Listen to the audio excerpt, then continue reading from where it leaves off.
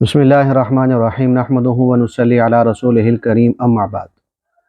میرے محترم بھائیو، حضور نبی کریم صلی اللہ علیہ وسلم کا مبارک ارشاد ہے، اور یہ ایسا پاکیزہ ارشاد ہے کہ جو ہماری زندگیوں کو بڑا آسان کر دے گا، بڑی عافیت والی زندگی ہماری گزروا دے گا اگر ہم نے اس حدیث پہ عمل کر دیا کہ حضور نبی کریم صلی اللہ علیہ وسلم کا جو فرمان ہے وہ فرمان حق اور سچ ہے۔ اب وہ فرمان کیا ہے کہ حضور نبی کریم صلی اللہ علیہ وسلم نے ارشاد فرمایا کہ اربع من اوتیہن، کہ چار چیزیں ایسی ہیں کہ جس کو اگر وہ مل جائیں، چار چیزیں اس کو مل گئیں، فقد اوتی خیر الدنیا والآخرہ، تو اس کو آخرت اور دنیا کی ساری بھلائیاں مل گئیں، دنیا کی بھی ساری بھلائیاں اس کو نصیب ہو گئیں اور آخرت کی بھی ساری بھلائیاں اس کا مقدر بن جائیں گی۔ کب کہ جب چار چیزیں اس کی زندگی میں آ گئیں اور اس نے ان چیزوں کو حاصل کر لیا، تو اس کی دنیا کی زندگی بھی اللہ اچھی کر دے گا اور مرنے کے بعد کی بھی ساری عزتیں اللہ اس کا مقدر بنا دے گا۔ اب ان چار چیزوں میں سے سب سے پہلی چیز حضور نبی کریم علیہ السلام نے ارشاد فرمایا کہ قلب شاکر، ایسا دل جو ہر حال میں اللہ کا شکر ادا کرنے والا ہو۔ اگر ایسا دل مل گیا کہ جو ہر حال میں اللہ کا شکر ادا کر رہا ہے، نعمت ملے پھر شکر کرے، نعمت چلی جائے پھر شکر کرے، صحت آئے پھر شکر کرے، صحت چلی جائے پھر شکر کرے، اور کامیابی ملی پھر شکر کرے، کامیابی نہیں ملی پھر شکر کرے، عزت مل گئی پھر شکر کرے، اور جو ہے وہ عروج مل گیا پھر شکر کرے، نقصان ہو گیا پھر شکر کرے، فائدہ ہو گیا پھر شکر کرے، یعنی ہر حال میں اس کا دل مطمئن ہو اور اللہ کی طرف اس کے دل کا رخ ہو اور اللہ کی طرف اس کے دل کا رجوع ہو کہ بھئی میں نے تو اللہ کو راضی کرنا ہے، میں نے تو اللہ کو خوش کرنا ہے، وہ میرا رب ہے، وہ میرا مالک ہے، وہ مجھے جس حال میں رکھے میں اس حال پہ راضی ہوں۔ اس کو کہتے ہیں قلب شاکر، کہ ایسا دل جو شکر کرنے والا ہو، قناعت کرنے والا ہو، تونگری میں بھی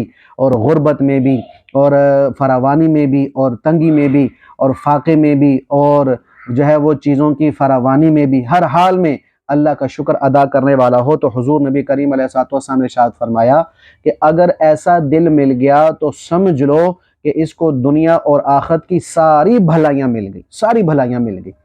کہ ہر حال میں کیا کرے جی، ہر حال میں شکر کرنے والا ہو۔ جیسے حکیم لقمان رحمۃ اللہ علیہ بہت بڑے اللہ کے ولی گزرے ہیں، حضرت داؤد علیہ السلام کا زمانہ انہوں نے پایا ہے۔ حضرت داؤد علیہ السلام کے نبوت کے اعلان سے پہلے ان کا فتویٰ چلتا تھا، اس پائے کہ یہ عالم بھی تھے اور حکیم تھے، کہ ان کو حکیم لقمان کے نام سے دنیا میں جانا جاتا ہے۔ اور اگر ظاہراً اس کی شکل دیکھی جائے تو سیاہ فام تھے، کوئی خوبصورتی نہیں تھی، کوئی نسب حسب نہیں تھا، کوئی مال اسباب نہیں تھے، کوئی حسن و جمال نہیں تھا، لیکن انتہائی سمجھدار، انتہائی حکمت والے اور انتہائی بردبار اور انتہائی قیمتی نصیحتیں کرنے والے، یہاں تک کہ اللہ کو ان کی باتیں ایسی پسند آئیں کہ اللہ جل شانہ نے پورے قرآن میں سورہ لقمان کے نام سے سورت نازل فرما دی، اتنے اللہ کو ان کی باتیں یہ پسند آئی اور محبوب ہوئیں۔ تو یہ پہلے غلام تھے، تو کسی کے غلام تھے، تو اس کے بعد اللہ پاک نے ان کو حکمت نصیب فرمائی، تو کسی نے ان کی آزادی کے بعد ایک دفعہ ان سے پوچھا کہ اللہ نے یہ آپ کو مرتبہ کیوں دیا، اتنا بڑا مقام اللہ نے آپ کو کیسے دے دیا؟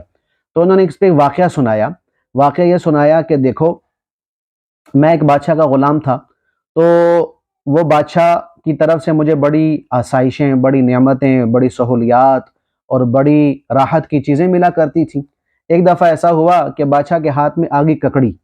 جو کھانے والی ہوتی ہے، تو وہ بادشاہ نے اس کو اپنے ہاتھ سے کاٹا اور ایک ایک ٹکڑا سارے وزراء کو دیا، تو وہ ککڑی انتہائی کڑوی تھی، جو منہ کو لگاتا تھو تھو کر کے پھینک دیتا، جو منہ کو لگاتا تھو تھو کو پھینک دیتا۔ کہ جب وہ ککڑی کا ٹکڑا میرے پاس پہنچا تو میں مزے مزے سے کھا رہا تھا، میں مزے مزے سے کھا رہا تھا۔ تو بادشاہ نے کہا کہ بھی کیا بات ہے، تیرے پاس کوئی جدا ٹکڑا آ گیا ہے کہ جو تو بڑے مزے سے کھا رہا ہے؟ کہا بادشاہ نے کہا مجھے دو۔ جب بادشاہ نے اس کو چکھا تو وہ بھی کڑوی اس کو تھوک دی۔ کہا یہ تو کیسے اس کو کھا رہا تھا؟ تو حکیم لقمان رحمۃ اللہ علیہ نے عجیب بات بیان فرمائی، فرمایا کہ بادشاہ سلامت، جس کے ہاتھ سے میں ہمیشہ میٹھی چیزیں کھاتا رہا اور لذیذ چیزیں کھاتا رہا، آج اگر اس کے ہاتھ سے ایک کڑوی چیز آ گئی تو کیا میں اس کا ناشکر بن جاؤں، اس کی ناشکری کر دوں اور اس کے سامنے اس کی نعمت کی ناقدری شروع کر دوں؟ کہا نہیں جی، میں اس لیے اس کو لذت سے کھا رہا تھا تو کہ کوئی بات نہیں، جس کے ہاتھوں سے ہمیشہ میٹھی کھائی آج کڑوی آ گئی تو کون سی قیامت آ گئی۔ تو اسی طرح میرے بھائیوں کہ اگر ہم ہر حال میں اللہ کا شکر کرنے والے بن جائیں کہ یا اللہ عزت تو نے دی تھی تیری طرف سے تھی، اگر تھوڑی آج عزت پر حرف آ رہی ہے تو کوئی بات نہیں، یا اللہ میں اس پہ راضی ہوں، یا اللہ تو نے روزی دی تھی، تو نے ہی دی تھی، آج اگر تو نے تھوڑا سا نقصان کر دیا، روزی تیری تو نے لے لی ہے واپس، تو کوئی بات نہیں، یا اللہ تو نہیں دینی ہے، میں تیرا شکر گزار ہوں۔ ہر حال میں جب میں اور آپ شکر کرنے والے ہوں گے تو اللہ کی طرف سے قرآن میں ایک وعدہ ہے